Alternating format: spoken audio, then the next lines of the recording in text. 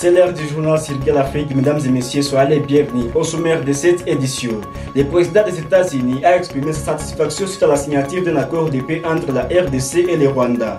L'administration américaine se félicite d'avoir facilité les négociations menant à cet accord qu'elle considère comme une étape cruciale pour la stabilité régionale. Le tribunal militaire de garnison de Butembo a débuté une série d'audiences foraines à Lubero Centre.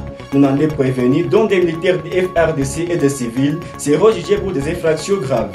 Un reportage complet à suivre dans ce journal. Et en fait, Bintou Keïta, représentante spéciale de l'ONU en RDC, a informé le Conseil de sécurité de l'ONU vendredi de sa récente visite à Goma. Cette ville est actuellement sous le contrôle de l'Alliance du fleuve Congo AFC et du mouvement M23. Bintou Keïta sera notre invité à la fin de ce journal. Mesdames et messieurs, voilà tout pour le titre.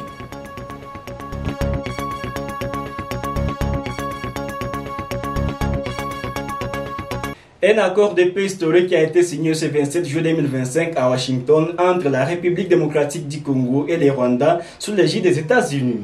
Cet accord vise à mettre un terme au conflit meurtrier dans l'est de la RDC qui a causé la mort des milliers de personnes. Reportage. La République démocratique du Congo et le Rwanda ont signé ce vendredi 27 juin à Washington un accord de paix crucial marquant une étape potentiellement décisive dans la résolution du conflit qui déchire l'est de la RDC. Conclu sous l'égide des États-Unis, cet accord vise à mettre un terme aux violences persistantes alimentées par des accusations de soutien rwandais au groupe rebelle M23 selon des rapports d'experts de l'ONU. La cérémonie de signature orchestrée par le secrétaire d'État américain Marc Rubio a réuni Thérèse Kaikwamba Wagner, ministre congolaise des Affaires étrangères, et Olivier Nduhungirehe, son homologue rwandais. Dans son allocution, la ministre Kaikwamba a exprimé sa gratitude envers l'administration américaine, soulignant que cet accord ouvre un nouveau chapitre pour la région. En signant cet accord, nous réaffirmons une vérité fondamentale. La paix est à la fois un choix et une responsabilité. Elle implique le respect du droit international, la protection des droits humains et la sauvegarde de la souveraineté des États. Les populations qui ont le plus souffert observent attentivement et attendent que cet accord soit respecté. Et de son côté, le ministre rwandais des Affaires étrangères, Olivier Nduhungirehe, a mis en avant la nécessité de neutraliser les forces démocratiques de libération du Rwanda FDLR, un groupe armé rwandais actif dans l'est de la RDC. Il a précisé que la mise en œuvre d'un concept d'opération à cet effet devrait s'accompagner de la levée de mesures défensives du Rwanda. Cette décision repose sur l'engagement pris de mettre fin de manière irréversible et vérifiable au soutien apporté au FDLR et aux milices associées, a déclaré Nduhungirehe. C'est le fondement de la paix et de la sécurité dans notre région. Cet accord nous engage également à faciliter les retours des réfugiés sur nos territoires respectifs avec le soutien du HCR. Les processus de paix devraient se poursuivre avec une rencontre prévue en juillet à Washington entre le président Félix Tshisekedi et Paul Kagame. Cette rencontre sera cruciale pour consolider l'accord et définir une feuille de route pour la mise en œuvre des engagements pris. Le président des États-Unis a exprimé satisfaction sur la signature d'un accord de paix entre la République démocratique du Congo et le Rwanda. L'administration américaine se félicite d'avoir facilité les négociations menant à cet accord qu'elle considère comme une étape cruciale pour la stabilité régionale. Le président des États-Unis, Donald Trump, a exprimé sa satisfaction suite à la signature de l'accord de paix entre la République démocratique du Congo et le Rwanda. Un accord qu'il attribue en partie à la facilitation de son administration. Lors d'une réception à la Maison-Blanche, ce vendredi 27 juin 2025, en présence des ministres des Affaires étrangères de deux pays, le président Trump a affirmé que cet accord marquait la fin de 3 décennies de conflits dans l'est de la RDC. Aujourd'hui, la violence et la destruction cèdent la place à un nouveau chapitre d'espoir pour toute la région, a déclaré le président. Avec un ton confiant, il ajoute « En l'espace de quelques mois, nous avons contribué à la paix entre l'Inde et le Pakistan, entre Israël et l'Iran, et maintenant entre la RDC et le Rwanda. » Le représentant de la RDC et du Rwanda ont unanimement remercié l'administration américaine pour son rôle crucial dans la facilitation de cet accord de paix. Nous vous remercions et vous félicitons pour cette étape remarquable qui met fin à 30 ans de conflits et de souffrances, a déclaré Thérèse Kaikwamba Wagner, ministre des Affaires étrangères, de la coopération internationale et de la francophonie de la RDC. L'accord de paix prévoit de mesures concrètes, notamment le désengagement des forces armées, la protection des populations civiles, le retour de personnes déplacées et de réfugiés sous l'autorité du gouvernement congolais, ainsi que la mise en place d'un mécanisme de suivi rigoureux pour garantir le respect des engagements pris par les deux parties. L'Ituri entrevoit-elle enfin la lumière au bout du tunnel? Un signe encourageant émerge en pleine période d'état de siège. La réapparition de l'Okapi dans la réserve naturelle de Poulou, territoire de Mambasa. Reportage. C'est une nouvelle porteuse d'espoir pour la conservation de la biodiversité en Ituri, 13 ans après le massacre des Okapis perpétré en 2012 par le tristement célèbre milicien Morgan. L'emblématique animal réapparaît dans la réserve naturelle des Poulous au cœur du territoire de Mambasa. Ce retour symbolique dans ces sites classés au patrimoine mondial de l'UNESCO est rendu possible grâce à l'amélioration de la situation sécuritaire dans la région, selon les conservateurs en chef de la réserve. En 2012, nous avons connu le plus grand massacre des Okapis au niveau des Poulous, à travers le grand rebelle qu'on appelait Morgan. Et depuis lors, la situation sécuritaire ne s'était pas améliorée, mais après 13 ans, nous avions estimé, planifié avec le comité de sécurité territoire de Mambasa, avec les différentes parties prenantes, dont les chefs de chefferie, qui s'étaient vraiment investis et dont le besoin était exprimé par les chefs de chefferie, le retour de l'Okapi au niveau de la réserve de fauna Okapi. Au-delà de l'aspect écologique, cette réintroduction représente un nouveau souffle pour le tourisme en Ituri. L'Okapi, espèce endémique de la RDC, attire depuis longtemps l'attention des scientifiques, plus amoureux de la nature et des visiteurs étrangers. La nouvelle a également retenu l'attention des autorités provinciales. Les gouverneurs militaires de l'Ituri, le lieutenant-général Luboya Kashama Johnny, a annoncé une visite prochaine sur le site des Poulous pour constater des visites, le retour de l'animal totem et surtout pour sensibiliser la population locale à la préservation durable de ces patrimoines naturels. C'est un espoir pour la province et pour toute la République démocratique du Congo. Les retours d'Okapi, c'est un signe positif et donc nous devons les capitaliser et c'est déjà dans l'optique de la relance du tourisme. La renaissance de l'Okapi à Poulou symbolise bien plus qu'un retour d'un animal rare. C'est une victoire de la paix, de la conservation et de la résilience d'une région qui aspire à tourner la page des conflits. L'accès Viunga Mabambi dans la chefferie des Bassouagué, territoire de Lubero, est paralysé pour la deuxième journée consécutive. Cette situation est la conséquence directe des violents affrontements qui ont opposé le jeudi 26 juillet les forces armées congolaises et ougandaises aux miliciens Mai Mai, retranchés sur la colline Muhola. Depuis ce vendredi 27 juin 2025, l'axe Viunga Mabambi, au cœur de la chefferie des Bassouaga, territoire de Lubero, est paralysé pour la deuxième journée consécutive. La cause de violents affrontements qui ont opposé jeudi 26 juin les forces armées congolaises et ougandaises à deux miliciens Maï-Maï retranchés sur la colline Muhola. Malgré un calme précaire observé depuis ce matin, la peur règne. Boutiques et commerces restent fermés et de nombreux habitants de Mabambi, traumatisés par les événements de la veille, préfèrent rester terreux chez eux. Un notable local contacté par Actualité.cd a confirmé l'annulation d'une messe de confirmation prévue à la paroisse catholique de Mabambi. Le prêtre a été contraint de retourner à Butembo. L'insécurité a également interrompu les examens de fin d'année des élèves du secondaire. Un coup dur pour ces jeunes et une source d'inquiétude pour les élèves des 6e primaires dont l'avenir scolaire est menacé si la situation perdure. Au-delà des affrontements, des accusations de pillage viennent alourdir l'atmosphère. Des sources locales dénoncent le comportement de certains militaires de FARDC qui contrôlent les villages de Kalundu. Des militaires du camp de FARDC ont pillé plusieurs boutiques, pharmacies et magasins des habitants de Kalundu. Ils ont emporté de nombreux biens trouvés dans les maisons des civils. Je n'ai pas peur de les dire, ce sont de militaires de FARDC qui ont commis ces pillages. Après avoir pillé, ils ont laissé de nombreuses portes de maisons ouvertes, témoigne une source locale sous couvert d'anonymat. Ces événements surviennent dans un contexte de coopération militaire renforcée entre la RDC et l'Ouganda. Le général Muhoozi Kainerugaba, chef d'état-major de UPDF et fils du président Yoweri Museveni, a récemment mis en garde tout le groupe armé, y compris les Wazalendo, menaçant de les cibler s'ils refusaient de déposer les armes. Le tribunal militaire de garnison de Butembo a débuté jeudi 26 juin une série d'audiences foraines à Lubero Centre dans la province du Nord Kivu. 22 prévenus, dont des militaires de FARDC et des civils, seront jugés pour des infractions graves, notamment des viols sur mineurs et d'autres formes de violences sexuelles. Ce procès est un événement majeur dans la lutte contre l'impunité dans la région.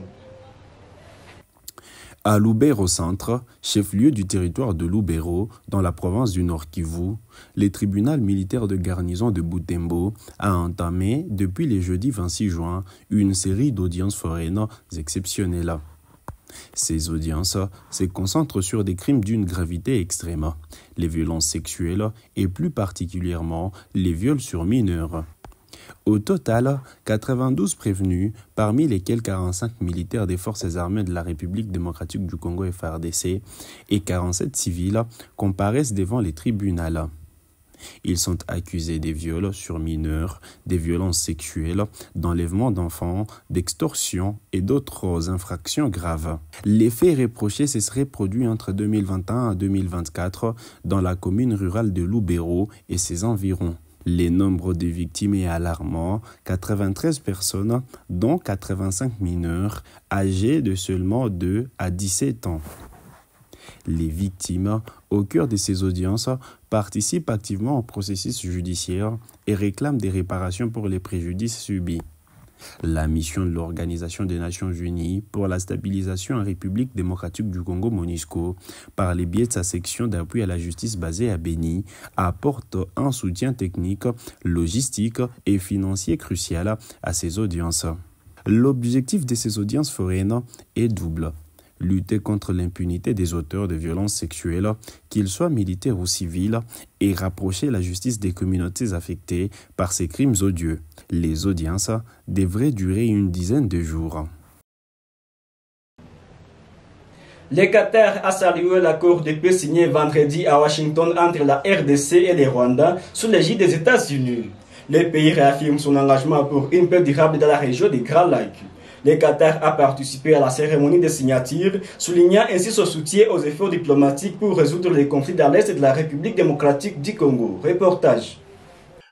Le Qatar a participé activement vendredi à la cérémonie de signature de l'accord de paix historique entre la République démocratique du Congo et le Rwanda qui s'est tenu à Washington sous l'égide des États-Unis. Cet événement crucial marque une étape décisive dans les efforts diplomatiques visant à stabiliser l'Est de la RDC, une région en proie à des conflits depuis des décennies. Représentant Doha, le ministre d'État qatari aux Affaires étrangères, Mohamed bin Abdulaziz bin Sal Al-Khulaifi, a salué la conclusion de l'accord dans une déclaration à l'agence officielle. Il a souligné la volonté sincère et l'engagement véritable de deux parties à privilégier une résolution pacifique et diplomatique de leurs différends. Le Qatar a joué un rôle de médiateur de premier plan dans ce processus. Al-Khulaifi a rappelé que Doha avait accueilli plusieurs sessions de négociations entre les délégations rwandaises et congolaises, créant un espace de dialogue essentiel. La rencontre trilatérale du 18 mars 2025 réunissant l'émir du Qatar, le président rwandais Paul Kagame et le président congolais Félix Tshisekedi a été particulièrement déterminante. Cette rencontre a permis d'instaurer un dialogue direct et de renforcer la confiance mutuelle, ouvrant la voie à des négociations plus constructives. Le ministre a également salué les rôles facilitateurs des États-Unis dans l'aboutissement de l'accord, les qualifiant des jalons importants pour la sécurité et la stabilité de la région des Grands Lacs. Le Qatar a réaffirmé son engagement à soutenir les efforts de l'Union africaine et la conclusion des sommets conjoints de la Communauté d'Afrique de l'Est EAC et de la Communauté de développement d'Afrique australe SADC qui s'est tenu le 8 avril 2025 à Dar es Salaam en Tanzanie. Doha se dit prêt à coopérer avec tous les partenaires régionaux et internationaux pour garantir une paix durable dans la région, soulignant ainsi son rôle actif dans la résolution des conflits en Afrique.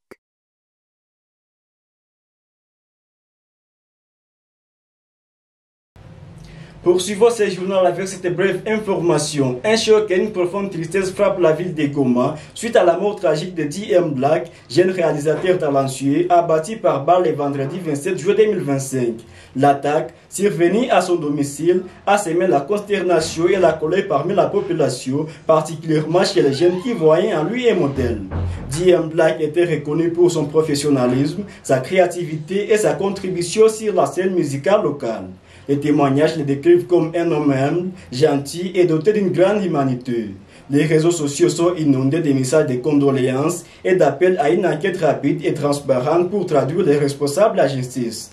Sa mort s'ajoute à la longue liste des victimes de la violence dans la région du Nord Kivu, soulignant l'urgence de renforcer la sécurité et lutter contre l'impunité. Goma plaire aujourd'hui la perte d'un talent prometteur.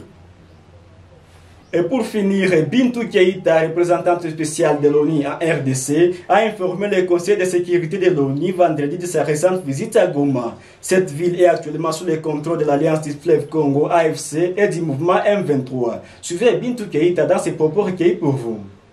L'ensemble des partis, y compris les AFC M23, qui m'ont permis de me rendre à Goma il y a 2 semaines de cela, pour la première fois depuis la chute de la ville en janvier.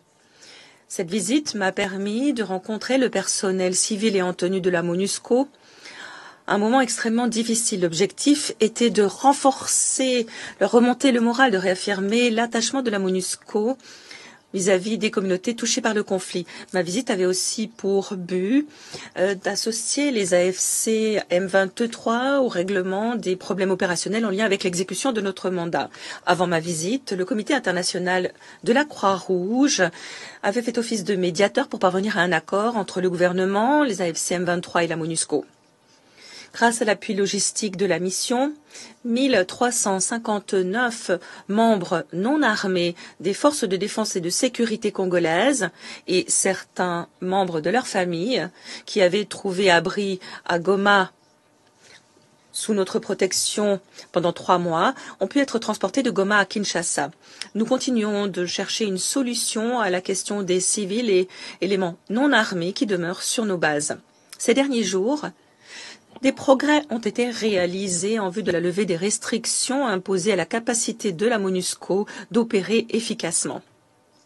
Il s'agit notamment de l'assouplissement des possibilités de circuler au point de passage pour nos fonctionnaires, la libération de camions de carburant, l'accès à l'aéroport de Goma au terminal de l'ONU pour évaluer sa situation.